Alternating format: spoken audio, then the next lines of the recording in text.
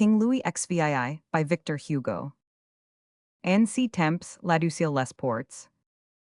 The golden gates were opened wide that day. All through the unveiled heaven there seemed to play out of the holiest of holy, light.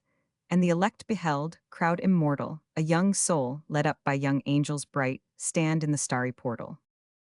A fair child fleeing from the world's fierce hate, in his blue eye the shade of sorrow sate, his golden hair hung all disheveled down, on wasted cheeks that told a mournful story, and angels twined him with the innocent's crown, the martyr's palm of glory.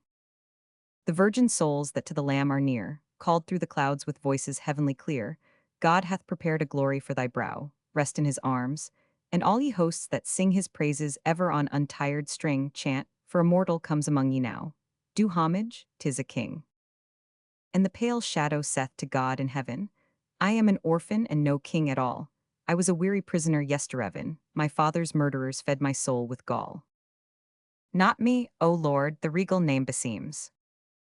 Last night I fell asleep in dungeon drear, but then I saw my mother in my dreams, say, shall I find her here? The angels said, Thy Savior bids thee come, out of an impure world he calls thee home, from the mad earth, where horrid murder waves over the broken cross her impure wings, and regicides go down among the graves, scenting the blood of kings. He cries, Then have I finished my long life. Are all its evils over, all its strife, and will no cruel jailer evermore wake me to pain, this blissful vision o'er? Is it no dream that nothing else remains of all my torments but this answered cry? And have I had, O God, amid my chains, the happiness to die? For none can tell what cause I had to pine, what pangs, what miseries, each day were mine. And when I wept there was no mother near to soothe my cries and smile away my tear. Poor victim of a punishment unending, torn like a sapling from its mother earth, so young, I could not tell what crime impending had stained me from my birth.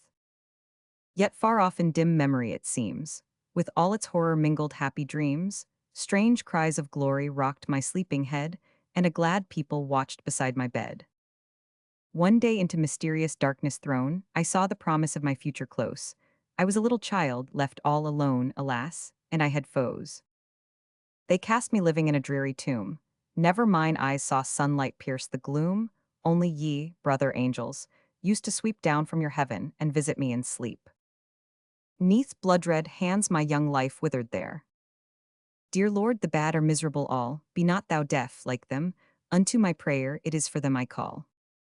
The angels sang, See heaven's high arch unfold, come, we will crown thee with the stars above, we'll give thee cherub wings of blue and gold, and thou shalt learn our ministry of love, shalt rock the cradle where some mother's tears are dropping o'er her restless little one, or, with thy luminous breath in distant spheres, shalt kindle some cold sun. Ceased the full choir, all heaven was hushed to hear, bowed the fair face, still wet with many a tear, in depths of space, the rolling worlds were stayed, whilst the eternal and the infinite said, O King, I kept thee far from human state, who hadst a dungeon only for thy throne, O Son, rejoice and bless thy bitter fate, the slavery of kings thou hast not known. What if thy wasted arms are bleeding yet, and wounded with the fetter's cruel trace, no earthly diadem has ever set a stain upon thy face. Child, life and hope were with thee at thy birth, but life soon bowed thy tender form to earth, and hope forsook thee in thy hour of need. Come, for thy Savior had his pains divine. Come, for his brow was crowned with thorns like thine, his scepter was a reed. Dublin University Magazine.